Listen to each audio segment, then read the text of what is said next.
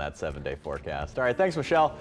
A local radio station is looking to help our community cope with the aftermath of Hurricane Ida through the power of music. WWOZ worked to get back on the air after the storm to allow people to escape feelings of stress and despair. The station is looking to connect people, but also serve as a distraction from the storm. As we look to recover from Hurricane Ida and the devastation across southeast Louisiana, WWOZ is aiming to be more than just a radio station.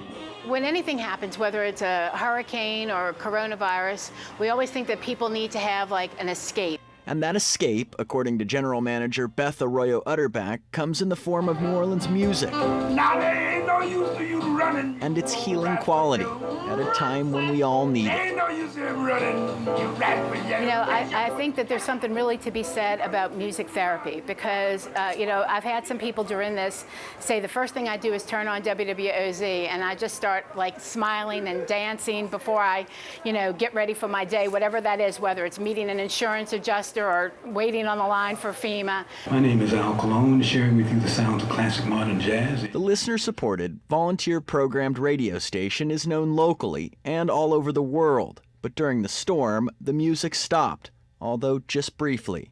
Our transmitter on Canal Street was down, but we have 2 remote broadcast packs that we take out of town. So within 2 hours, we were able to be up and streaming on WWOZ with our pre-recorded programs. And it was a touchstone for people because you had to be informed and listen to what was going on and hear all the reports, but you also needed to have like a moment to get away from that or a couple of hours to get away from that. Music helps me do this an awful lot. While the station was streaming online quickly, the transmitter to get OZ on the radio was damaged. But they were able to use a backup on the West Bank, and shortly after they brought back live on-air DJs while also keeping the music going. As soon as we could let our hosts come back in live, we did that so they could start telling their stories of exactly if they evacuated or what happened at their house or what happened in their neighborhood. And I think people felt very connected.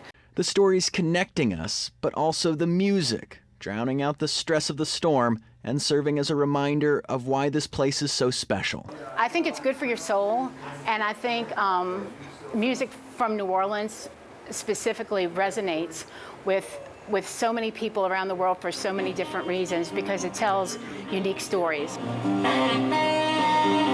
It's the music, it's the culture, it's the food, and it will be okay. Like we've gotten through things before, we're gonna get through this just like we'll get through coronavirus.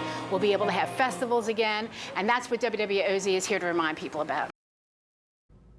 This, of course, isn't the first time WWOZ has united us. They got national attention for Jazz Festing in Place, the virtual series held amid the pandemic. It will return again this fall, and we will be right back with more in a minute.